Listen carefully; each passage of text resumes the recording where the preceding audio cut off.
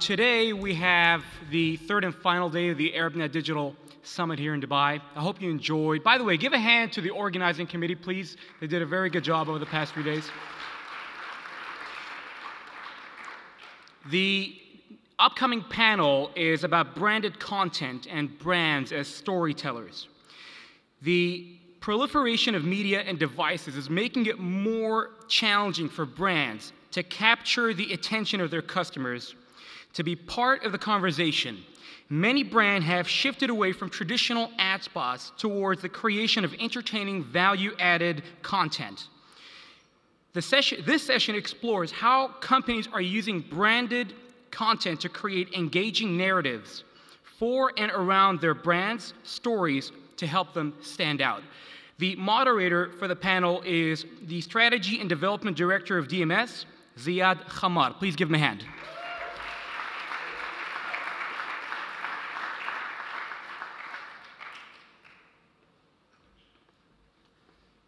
Thank you for that welcome, DMSers. Morning, everyone. I'm going to start with a very short 4-slider presentation to set the scene for what we're about to talk about. Branded content is plays a big part in everything we're doing today, and I think we need to put some perspective on what we're going to be discussing today. Can you just start the PowerPoint, please? Is it on the computer?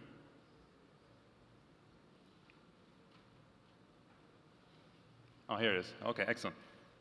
So again, my name is Ziad. Thank you. Let me invite the panelists onto the stage.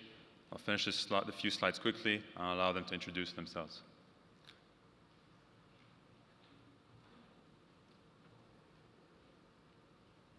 There's a password? Okay. Excellent. Mobile. Last 3 days, and today I think we're going to talk about mobile a lot.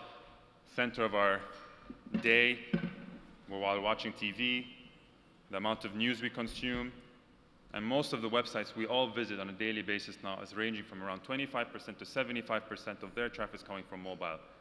And most campaigns don't even have a mobile component today for the many challenges advertising faces on mobile.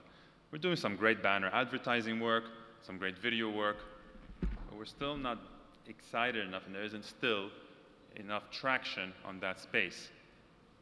And this is why we're here today. For those who don't know, go visit BuzzFeed and get a better idea. Many of you already know what BuzzFeed is. The first thing you'll notice, it's one of the leading news sites in the world, over 150 million unique users, to the point that the New York Times and many news sites around the world are threatened by BuzzFeed. The one thing you'll notice, there's no banner ads. They don't make a single dollar of banner ads, and they generate millions of dollars per month on advertising. How? Branded content, native advertising. 10 of the coolest pieces of tech to ever debut at the International CES. You'll see that space at the bottom. It's shaded. Intel pays for that. CPM, impressions, content created with BuzzFeed, millions of dollars per month. What's great about content, as we've seen, it's cross-device. So they don't ask an advertiser, do you want to be on mobile? Do you want to be on tablet? Do you want to be on web? The content goes everywhere. And so we know that already. Proliferation of devices, more devices coming up. The challenges of having a campaign across multiple devices is becoming complex, but it's actually the biggest opportunity. Users don't find it challenging. They're happy to get wearables. They're happy to have multiple phones. They're happy to have tablets. But how are advertisers reaching that? For decades, publishers have been doing that already. The leading news sites around the world, it's not a surprise, they happen to be newspaper sites, from the Daily Mail to Amirat al-Yom here, Al-Arabiya, and so many brands. They happen to be the leading players on online as well. Same thing for TV content and many digital players as well. Brands want to be publishers today. We've got some great examples here. It's going to add a lot of insight and help a lot of what you're trying to do. And why not? Brands can be publishers. Many have been successful, but many have shared the major challenges involved in distribution. It's a very expensive venture trying to be a publisher. And at DMS, that's my only commercial plug for today, we truly believe in brands plus publishers. We've got great TV stations, great websites, great newspapers, and working with brands and content agencies to create content. From day one, you can launch your content on a massive homepage, Facebook page with millions of likes, followers that were not bought, and a great opportunity to create content which resonates with a reader base, which matters to you. So there's some great examples here, and I'm going to invite the panelists to introduce themselves, and we're going to really cover 5 main areas: strategy, creation, distributing, reporting, and budgeting through their great stories. Not with my, I will not talk anymore. Everyone knows I love to talk, and the people who know me, we're going to let the panelists do all the talking from now on. Thank you. Please go ahead and introduce yourselves. Brian, start. Hi everybody, nice to see you all. My name's Brian Scudder. I'm from a content marketing agency called Switch Media. We're based here in Dubai, in Singapore, and in Doha. And to use the jargon, we're basically a multi-channel content marketing agency, but we also produce print, so we're platform neutral. So we do the whole gamut from print all the way through to digital to social. That's us. Excellent. Mariam. Hi, morning. I'm Mariam. Nothing as fancy as Brian. I just work for M&S and love underwear. M&S is Marks & Spencer. Right.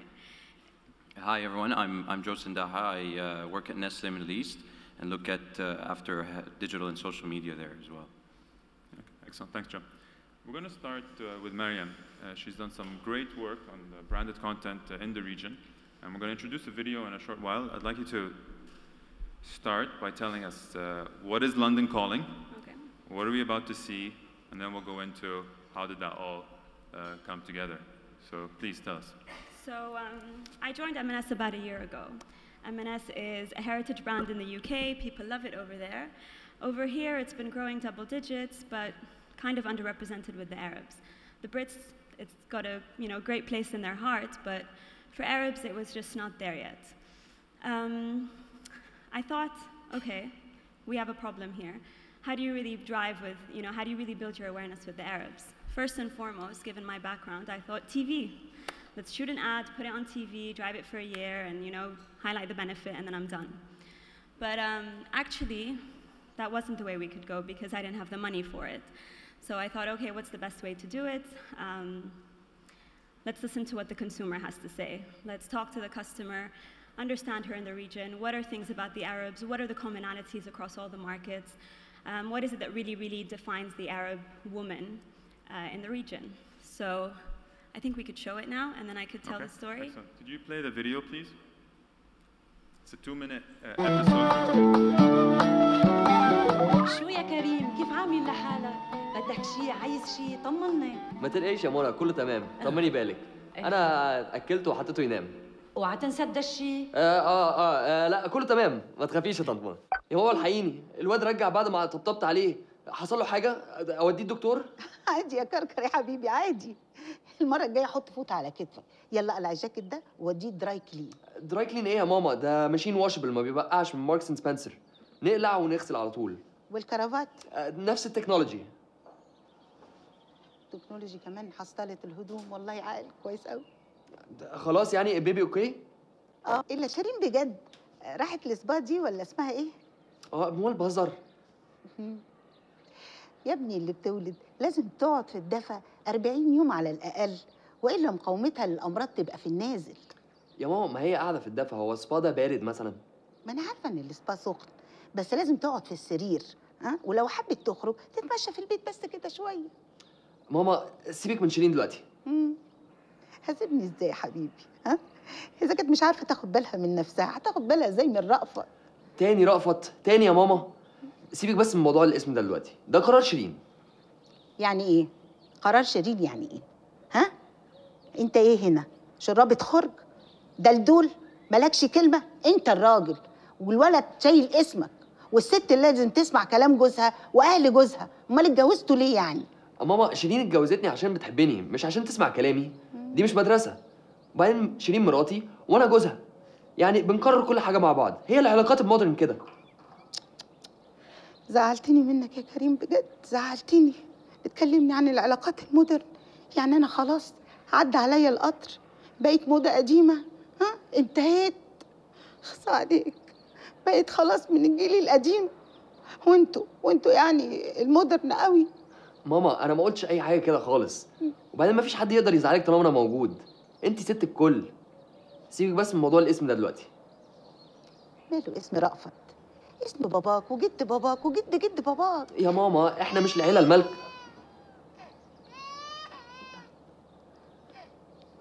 طب هنعمل ايه دلوقتي؟ سميه رأفت وانا اقول لك هتعمل ايه.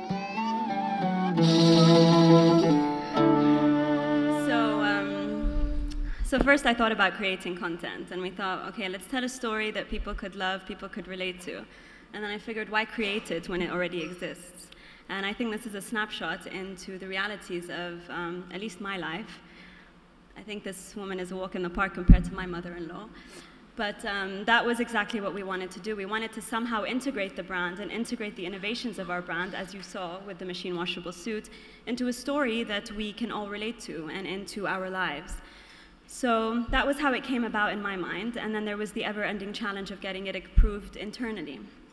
So I walked into I was just telling them the way I remember the stories. I walked into my boss's office and I said, I'm doing this, and I walked out. But that's not really how it happened. I went in and first explained the problem. So this is what the data says. Data is king. And so he couldn't refute that. We can't argue with data. We're underrepresented with the Arabs. They get M&S when they travel. They understand, we do great underwear, but that's almost it. So we need to, do something really breakthrough and cost-effective. So this is how it was born. He was very supportive of it because it had somewhat minimal investment in comparison to the other things that we invest in. So low risk for him, trusted me, thank God. And then there was the issue with the UK. So went to the UK, told them this is how it is here, explains a bit about my life. I live here, I'm not from Dubai, as most people in the UAE, most people in the Gulf. And that's how that was created. This was the second season, and it's doing pretty well. How many episodes per season? How many seasons have you done? So the first season had 8 episodes, and the second season has 10. The challenge really was, an idea is great, but if it's not executed in the right way, then there's no point in it. So going out and finding the right partners to execute this was key. And I think we touched a bit on this previously as well. First of all, creating it needed to come from a content guru and not from an advertising agency that had built its skill and its reputation on developing advertising and 30-second spots. So yes. It's quite different. The two are quite different. Second, working with a production house that is clearly invested in this, and again, not after the big cameras and the great effects, because this is digital. She's seeing it on a screen this small. I don't need the fancies and the schmancies. And third was really finding the right partners to get it distributed. And I think that was where we faced a lot of challenges in the first season. We're still facing it a bit in the second season, mostly because where I came from, I thought, okay, if I just create this content, then I'll just sit back and watch it go viral. Yeah, we're hearing that challenge a lot, where creating content, okay, for it to be exciting and is a challenge, of course, but the bigger challenge is distribution. From your side, Brian, Brian comes from a content agency, he's a founder, and content strategy is at the center of it. Yeah. Are most advertisers thinking of creating content, not about the distribution? What experience you're seeing on that? I think there's a lot of convergence going on where you have advertising agencies, branding agencies, public relations agencies, all sort of starting to produce content in ways that are specifically digital. And that's relatively new, certainly for this. That's relatively new, certainly for this region, and it's exciting. But I think a part of the problem there is that distribution. No one's really nailed the distribution yet. There are so many different kinds of channels. What we tend to do. We were talking before about, the word strategy, and in fact, we should talk about plans and goals because most people don't seem to have a strategy in some ways. But actually developing that and doing an audit on assets that exist already, what kinds of assets need to be created to hit target audiences, and then work on the distribution channels from there. We always work from the audience first, trying to understand what messaging should go to them, what they're looking for, and then work on the distribution. What distribution channels did you use in the first season? The first season we went through a lot of portals, so we kind of diversified our the portals that we did it through. So we did it through Facebook, we did it through YouTube, we did it through Shahid, we did it through a lot of different portals. But then what we realized was, how do you track this, and how do I go back and prove that it was somewhat effective, and also how does it impact the business? So if I have X number of views through Facebook, X number of views through YouTube, and I don't know how many I got through Shahid, but how do I add these all together and then come in and how do I aggregate this data? The data may be there, but the analytics certainly isn't. Yeah, and again, this is a part of the problem. It's finding, you can find a channel, but are the analytics up to scratch to actually work out really what's happening as opposed to what you're being told is happening? I mean, it's interesting, obviously, now, and I'm sure a lot of people here will know this. There's a lot of, software out there, technology out there that is getting much, much better at tracking analytics. Deep social listening, the high-frequency ad serving, profiling, all that sort of stuff. This technology is obviously quite advanced in other markets, but it's definitely coming here. So we're looking quite heavily at that sort of thing, and that informs the distribution. To be truthful, the way we're treating it now is try it. Accept failure, try it. If it doesn't work, do something else. Okay. I think we all have to be honest about analytics and about delivery and whether we're actually delivering what we think we're delivering. But as I say, things are progressing really, really fast. So the distribution channels we use, we can test them, and every year it's better and better and better at receiving results. So I think that's... Okay. Joseph, I mean, you come from Nestle, global experience, you're working for the region, you shared some great examples of stuff you're doing. Let's share with the audience some of the work you've done on KitKat. Sure, yeah. And Nescafe a bit later, and I think let's touch upon the challenge of distribution and measurement. Sure, so with KitKat, the first brand content experience we had was we did a show around comedy. So KitKat's brand essence is have a smile, have a break, have a KitKat. It's putting the smile in your break. So we really started to look at what Mariam mentioned in the beginning, but really start with the consumer and do a little study on the consumer and just try and understand what type of content they are already watching, they're consuming.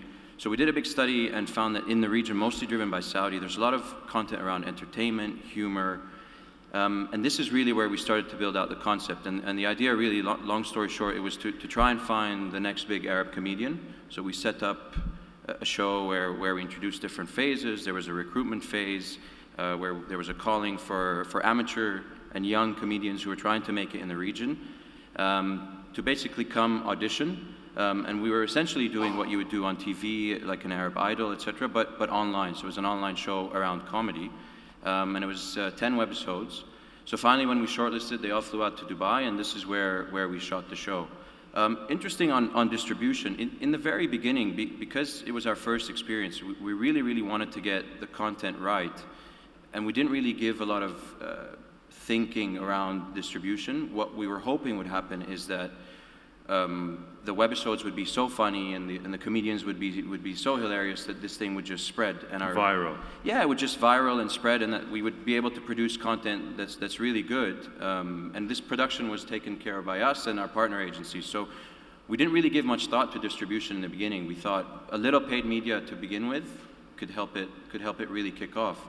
And as we went along, we started to realize that, halfway into season 1, we started realizing, no, distribution is key for all brands who are playing in this space. Distribution really is key, and this idea of going viral, it's very good. If the content is good, it will eventually go organic, but similar to TV, that kind of mass launch online is really necessary for any branded content piece that you do. So now we're re-looking at how we use distribution channels, what type of paid media we use, just to give it that push that it really needs in the beginning. But why do you think, I saw some of the numbers, and why do you think it needed a bigger push? Meaning, how do you set numbers in a space that's just new and growing, and what are benchmarks that you can set that said that I got enough viewers? Maybe you did reach all the people that are relevant to this type of content. Maybe, we know millions of people eat KitKat, but how is it just we want more and more, and it's never enough? Why wasn't it successful on that level? Maybe Brian can jump in on the benchmarking side, because it is a challenge for us. Yeah, Okay. What you're trying to do is come in as a brand and produce content that is branded, but that is funny, that is humorous to people, but your audience isn't necessarily used to receiving this content from you, right? So there's a community building aspect also. All of a sudden now, what is, on Facebook or social, what is a very heavy chocolate loving community, you're trying to switch that type of content now to humorous content or entertaining content.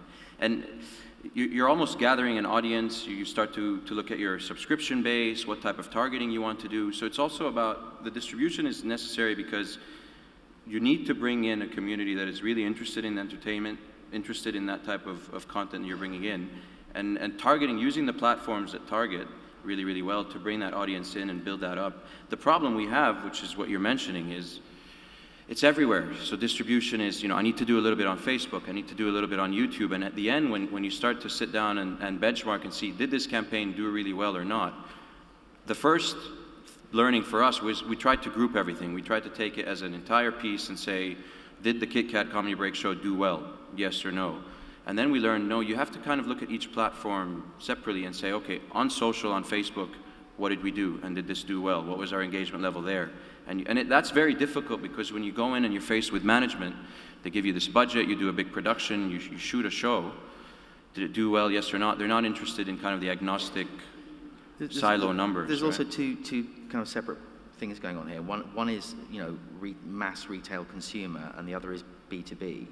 Yeah. We always do a lot of B2B work, and that's much more easy to kind of metricize, for want of a better word, to say, okay, we've got a community of 10,000 people or 800 people, or I produced a magazine once for 40 people, and it was the best thing. He told me, the client said it was the best thing he's ever done because he did a $100 million contract on it. But, it's easier in that kind of space because you're dealing with smaller numbers, but also much more discreetly packaged numbers. You kind of know the profiles much more clearly, so you can target content and also the distribution channels to them. I think a part of both of your problems is that you're dealing with an entirely new set of demographics that haven't really been explored, and certainly not digitally explored. I don't know if you agree with that. No, yeah, I do. I definitely do. I think also not the problem, but the challenge is really to understand what could the possible objective be. So every different medium has a different objective. Not all media out there, is here to serve the same purpose. So it's really about being wary of that at the very beginning of the process. One, not to overshoot your objectives, and really understand that this is a pilot, this is what I'm expecting to get. Have some little objectives. So what we tried to do was we tried to work it backwards. So if I could pick one item in the store, and if this item increases sales by X%, then I know I've driven it. Did sales increase? That's the question everyone has with these things. So, and it's not only about sales, but is there any learnings? Well, to be fair, I won't sit here and say that yes, it did, and solely because of this, because obviously this is one part of a bigger plan, and there's a lot going on in the market. But one of the greatest things that happened to me was when I was sharing one of the episodes in one of our sales meetings, and one of our store managers in Jordan said, "Oh my God, that robe was actually a bestseller in my store." So it has created some kind of traction. Has it paid out given the investment? Today, I cannot sit here and say yes, it has, but I do know it's moving in the right direction. And the fact that I've done 2 seasons helps me somewhat compare. So the first season can, work as a control leg, and then every season that follows can somewhat, be compared to that. So I'm trying to work with what I have, but I find that fascinating. So you had an episode which actually led to increased sales of a product in Jordan. Yeah. That's excellent. Amazing. That's excellent. So, It's the sales, because it's always going to come up, the sales thing. So maybe one thing we're trying to go back to brand teams with is you're doing all this branded content. We're starting to do it. Sales will be important. Yes, we've not cracked it yet, but we're also learning a lot about the consumer, right? So we do traditional research really, really well. We've done it for years and years. Big giant, we know what we're doing there. But we're starting to learn different things about the consumers as well. And this branded content can help, because it's that additional interaction that you don't necessarily get on push channels.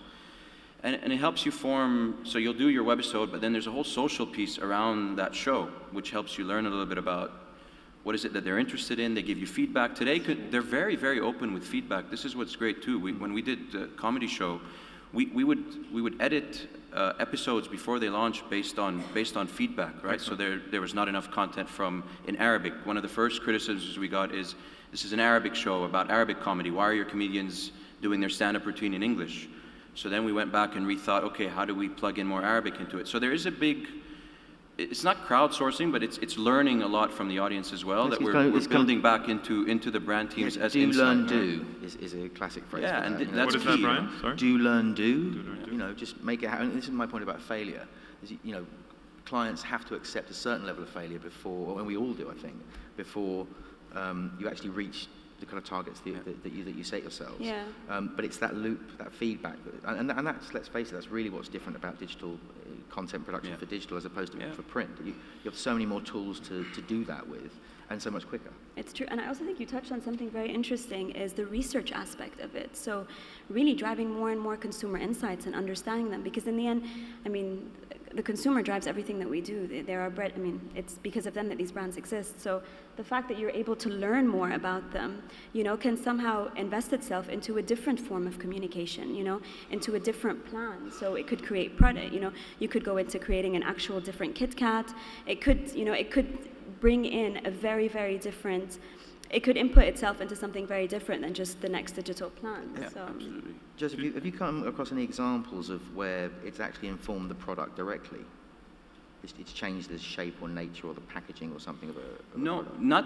not directly the product yet, but on the Maggi business, on the food business, we've got a big recipe project there. So we do get a lot of changes or influences on our recipe products, on our different recipes that we use. So there is kind of this this learning on the recipe side. Nothing yet on the product side, but definitely on recipes. It's really interesting because, you know, with content marketing, there is the ability, you know, split testing, A/B testing, that kind of stuff, where the user determines the kind of content they receive.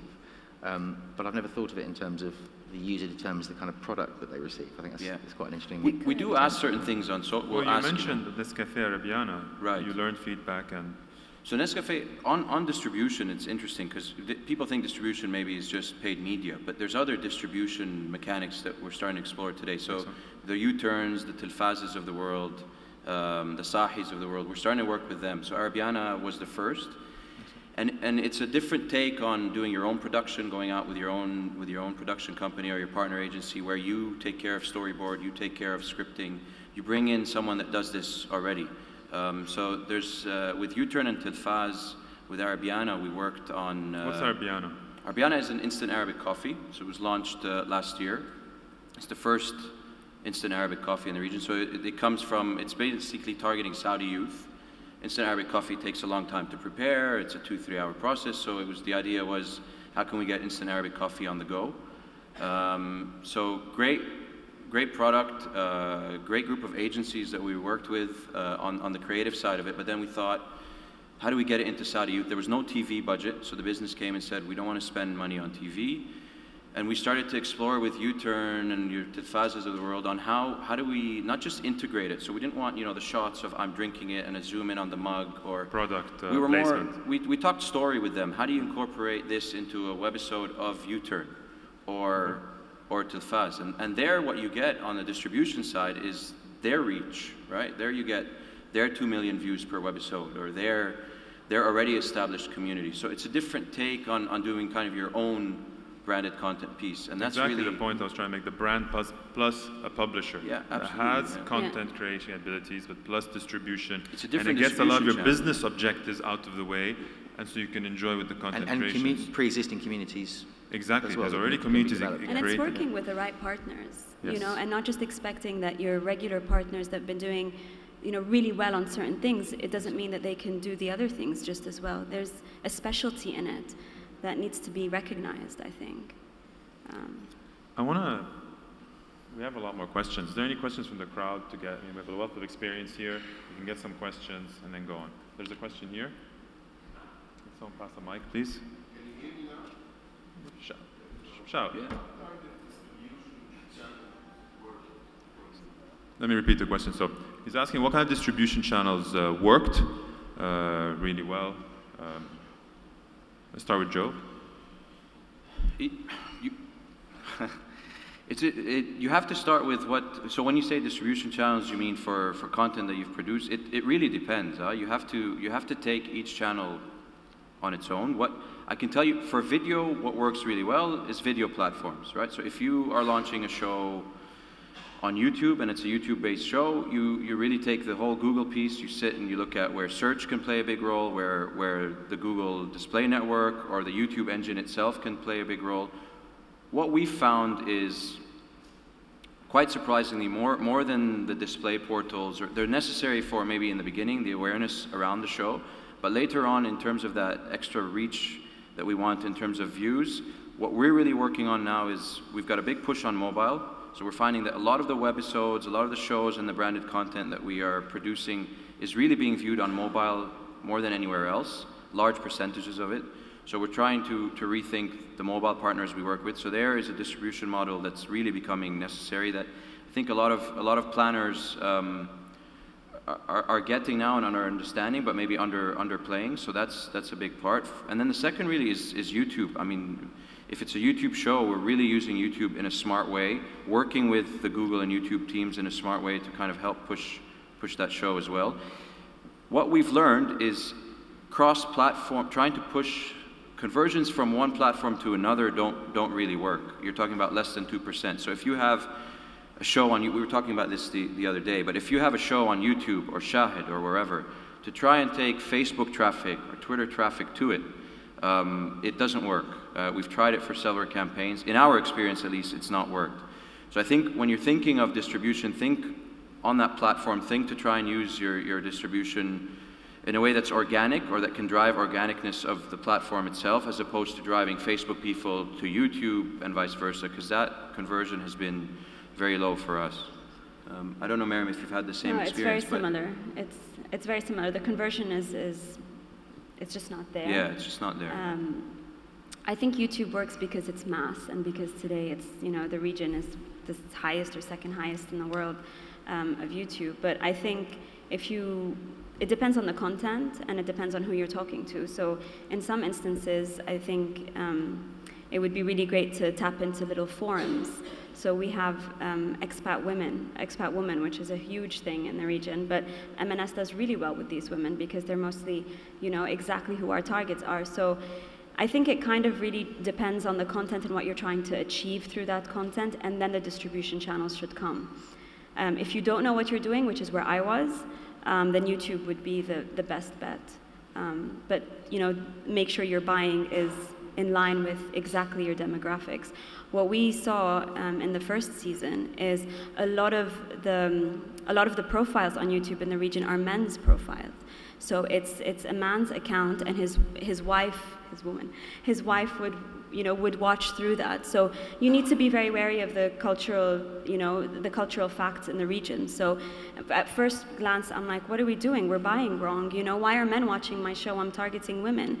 And then if you just don't stop at the data, but take a step forward, you'll see that no, it's actually she's just using her husband's account. So it's a Why tricky didn't you one. place?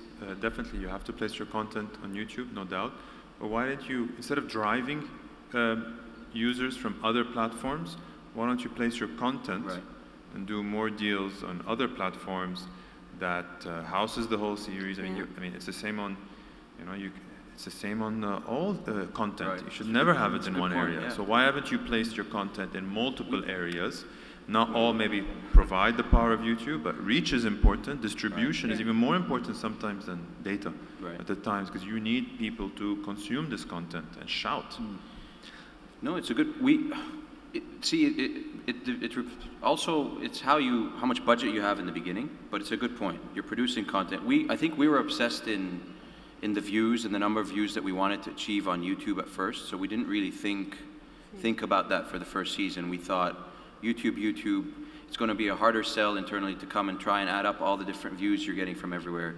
But as we've gone through one season, Arabiana, now there's a project that's live for Maggie, which is 4 women, Maggie Diaries it's called, 4 women that basically traveled around the Middle East. That's live now? It's live now, yeah. And there we've started to look at, okay, YouTube is where it's housed, but then how does Facebook perform as a video platform? And the webisode that's on YouTube, you can also place it on Facebook or Shahid, for that matter. But shouldn't those webisodes be on women's platforms, cooking platforms, and housed there? And so that platform actually has a community, which is the right community that will then spread it everywhere. It's true. But then how do you track it? Why is that not being done more? I think it's a mindset thing. It's a, you know, I have a budget. YouTube, I have a budget. Put it all here and hope you get as many views as you want. But if you think more liquid like that, it's we're just getting started with it. Yes, of course. Can't say there's big learnings, but I also think you can start to track it. Yeah. It is the different softwares and technologies are starting to connect with each other. HTML5, I think, seems to be quite strong on the ability to pixel, you know, different pages, different sites, newsletters, and so on, that kind of thing. I mean, from a B2B perspective, there's still this question, which I'm sure you've struggled with, where, you know, we tend to suggest, okay, you actually need to have a content hub, so you build your own hub, and that's actually your fundamental channel, and you get SEO into that. But as SEO slowly seems to be edged out of the picture, I mean, for you guys, I imagine you want it free in the wild and to then track those metrics. Whereas for businesses, I think sometimes they want to actually have the assets in one place and then feed from particularly the social channels back into that, because then you can metricize that as well. And internally for clients, it's like, okay, we've had this number of page impressions coming this way and this number of sales this way, but it's a slightly different. For me, I mean, I would never want to hub my content into one place and drive people there. I'd much rather be where she is, and when she's most receptive to such content, then I just integrate myself, because I don't think anybody is going to ever, you know, look for M&S entertainment today. I think maybe, you know, if we establish ourselves as, you know, great content creators in the future, then maybe. But today, for me to hub it in one place, again, it's different from buying a product to buying a service, or, you know, it's a slightly different methodology, I think. Maybe just to answer your question a bit more on distribution, the one thing also, we've got it's an understanding and relationship you build with the agency as well. So we'll start a branded content project, we'll sit down and start to look at media, and you know, you get a general rough media plan in place. I think the key or recommendation is we try, and it takes the right media partner. We've got a great media partner. It takes the right media partner to understand it as well, but you can't be very rigid with that media plan. So allow for changes, even, you know, 2-3 weeks into the campaign. Don't be afraid to just learn as you go. Learn as you go, optimize it. If you need to move budget from one platform to another, I mean, make sure you set it up right with the traffickers and the guys at the media side, but have that flexibility to completely relook at your media plan, even halfway into your campaign, because it's digital, right? You have the freedom to do that.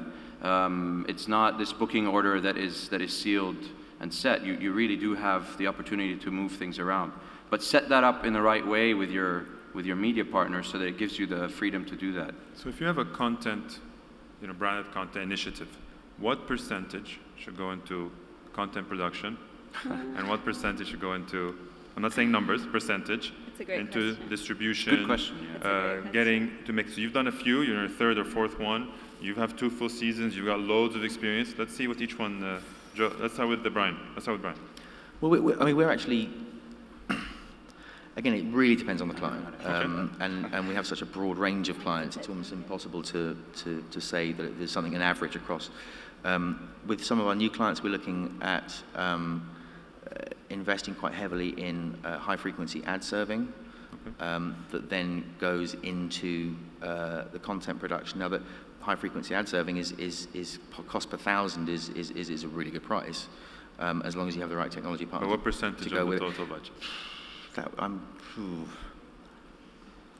We're trying a half. Half? Okay. Yeah. Mariam? Not bad. In my first season, it was an 80-20 split, 80 creation, 20 distribution. And the second, it was a 70-30 split. Okay. So moving in the right direction, but you know, still not there yet. What would you advise to other? I mean, I'd like to advise a 50-50, because just not as a professional and nothing technical behind this, but I think it's almost ridiculous to spend on something and then not spend as much getting it out there. Sure. So I think I would like for it to be a 50-50 at one point. Okay. But you need the analytics, and you need to be able to set clear objectives that you can deliver for you to have the heart to go in and invest more. Because this investment will come from one pot of money, and it's got to go out of a different medium into this. And if I know that TV works, if I can, you know, track certain media, then why would I go into this black hole or this gray hole today with more spending? Okay, Joe? We've had similar experience. I think the first with Comedy Show, with Kit Kat, Arabiana, we were 80-20, very heavy on the production side. Yeah.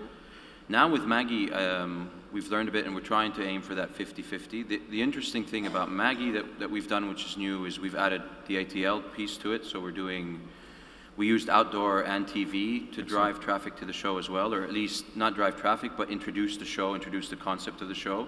So there already you're using and leveraging other platforms. Doesn't jump to 2080 and then, it jumps above the line? It completely switches. But of course.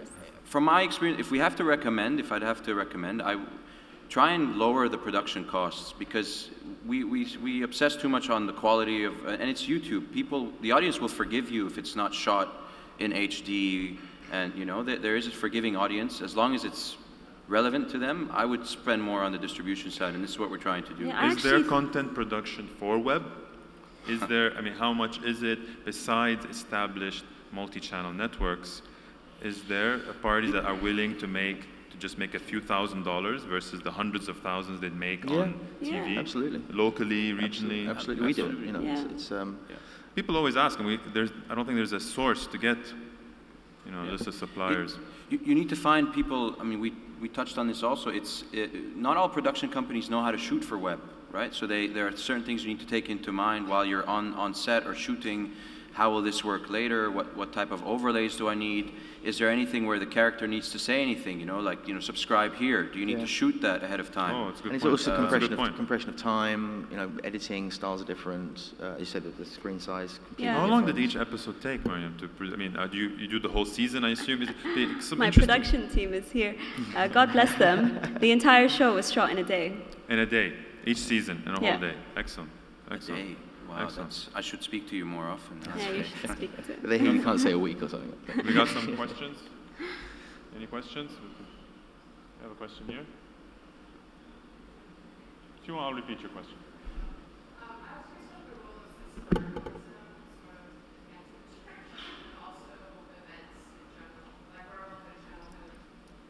Transitions to events. So two questions. One about citizen journalism and utilizing those networks, and then also where all of the distribution efforts could translate into actual events and how that could sort of coordinate. Okay, so citizen journalism. So do you mean from a PR, getting your users to create content and add to that experience as well? Like, instead of using production companies, to actually use networks of citizen journalists or user-generated content. So instead of a third party, using users to create content for your initiatives. Brian? We haven't used it ourselves. Okay. It doesn't really fit the bill for the kinds of target audiences we have, or more to the point, the clients, actually. Because you mentioned crowdsourcing, Joe, so it's very similar to that. I mean, we do it on the recipe side, right? So here's a Maggi recipe. I'm simplifying, but you know, can you do it better? Or what's your twist on it? Or it's a traditional Arabic recipe. How would you cook it? So there is a bit of that. So more of a one-way. I mean, you're getting feedback off the internet. There's no doubt, and they're engaging. Yeah. But it's a one-way content creation relationship currently. Yeah. And what about events? We hired journalists to produce the content in the first place. Yeah. Call it brand journalism, and I'm an ex-journalist, so I hate the phrase, but you know, it really is what it is. And that's, again, that differentiates from perhaps a PR or an advertising background, if you see what I mean. But in terms of actual citizen journalism, I imagine that's also more directly product related, because you can, within the communities that hopefully you're targeting, the whole point is that they talk about and share the content you're producing, but also at the end of the day, the product that you're promoting. So I'm sure it will have an increasingly important role to play. But I mean, that's almost user-generated content. It's not quite citizen journalism, if I understand you. You know, it's From the Marks and Spencer, I mean, did this create a following where events, groups, communities are created? Anything offline? How did you connect that offline as well? We did try to, in the second season, we tried to connect it offline, you know, very commercially. So we inserted a few things on the show that you could click on, and then you go to a website and it gives you information about the product, which we didn't do in the first season. But when the first season ended, we did get just maybe 2 consumers send us, in the feedback form, instead of sending a feedback form, they sent us storyline ideas for season 2. So we unfortunately, I don't think I got that huge mass following to create something big. But there were interesting forums created, and there was really great feedback given within a forum. So, someone saying, oh, I can totally relate to this. My daughter is here, my son is there, or how about if you talk about this in season 2, or, oh, is Hala, there's another sister who lives in London, is she going to come back? And, oh, I completely understand when someone runs out of money. So we don't get creation, but we get at least a bit of reassurance that what we're doing is right. Joe, and Mariam, and yourself, you're talking about views a lot. I personally hate hearing about likes and follows, and that's not really metrics that really make a difference to a business that much. It's important, but what about brand studies? Did you do any pre-post studies? Because this is a lot of investment, and it should not be only linked to sales. What kind of studies have you done, and what would you recommend? So let's start with Joe, and we'll end here.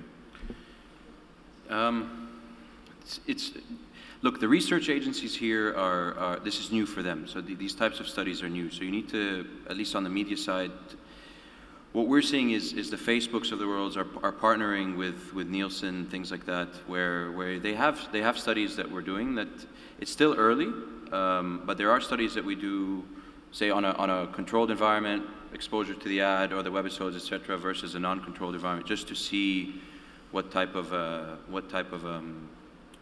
uplift, not in sales, but just in terms of brand awareness, loyalty, if there was anything there. It's still very difficult, over here. We're struggling with that. We're trying to work with our research partners to incorporate more digital into their traditional brand health tracking methods, things like that. The problem we have is that we'll do a study and we'll understand how the campaign performed for that online audience. But research agencies here, we're trying to work with them not to segment. So they still look at, there's an online panel versus an offline panel. We're trying to merge the online and offline panel in a way that's for us at least, a challenge. So it's very centric. So it's a Facebook study. Did the campaign do well on Facebook? Yes, we know that it did, but you leave out a lot of other pieces. Yeah. Mariam, besides analytics? It's very similar. I think 5 years ago, everybody wanted to just get likes on Facebook, and then it turned into shares, and then it turned into comments, and then how do you track engagement? And I think we're seeing that on video as well, so it's not just about, okay, she watched it, but there are a couple of things that we tried to look at from an analytics standpoint. So, for example, season 2, how many of these women went back and watched season 1? So, that's the second degree of engagement for us, and that shows that the content is doing well. But relating it back, research agencies, I don't think, like you said, are today ready for this or know or have created a product that can help you track this. So we went out and did it ourselves. So we ran an online survey, we ran an in-store survey. We have a database of 200,000 customers in the region. So literally my team sat in a room for a day and called people. So you do what you can to see if it's working or not, because if you're going to wait for it to be created, for the solution to be created, and I don't think content will ever make it to the level it needs to be at. So we tried, and in what we could. So. I always think sometimes the old ways are actually some of the best. Picking up the phone and actually asking people it works. It limits you in terms of volume of people you can talk to, but you get able. You can't quote it quantitatively. I can't say quantitatively this is what happened, but it's an indication. And advertising insights come from focus groups with a group of 10, 12 women. So there's no reason why you can't use that kind of qualitative approach. That's great. Often for us, the clients, we actually have no brand in the first place. They're not actually particularly recognized. They have a name and a logo and so on, but they don't have brand guidelines. And so really, we feel that a part of what we do is actually develop the brand. We don't, as yet, work with brand agencies directly to sort of help do that. We're not a brand agency. So, but I think in the future that's going to happen. With our larger government clients and so on, the custodians of the brand are very clearly in the organization, and you're working with them very directly, and they're custodians, so you have to be fairly careful of what you do. But we obviously try and fit our way around their brand as much as possible. Okay. I need to wrap up. I'm going to ask one question. One piece of advice you'd give to this room to help with their content marketing efforts. Quick one, few words from each one, and we'll wrap up the session. Brian, we'll end that show. Parting advice. Parting advice. Parting advice. Take it all seriously. I would think be the biggie. Okay. You know, content, producing content. You know, all the understanding the channels, understanding the cross-fertilization between the channels. Take it more seriously. It's a big really, opportunity. really important. It's a huge opportunity for everybody. Mariam? Know your audience. Okay. And from that, I mean not just your consumer, but your management team, because essentially they sign those checks. Yeah. So just know what their objectives are and try to align it, and be patient. Excellent. Joe? I think listen. It's a bit know your audience, but listen. So set up, if you've not got listening set up listening way before the campaign starts. So a bit unlearn that audience, but really listen. So if you don't have the traditional research in place, use the listening platforms, your Radiant Sixes, Synthesios of the world, to just really learn the conversation that's going on around whatever branded content piece you want to get into, and then go. Seems your traditional type marketing just activities, listen, just and apply it to content. Yeah, I think Excellent. simplified. You know, Simplified, yes. Simple. Just look at it and then build towards it. Don't try to put the solutions today. Well, you produced a season in a day, so okay. I'd like to thank our panelists. Thank you all. Thank you. Do you have any questions?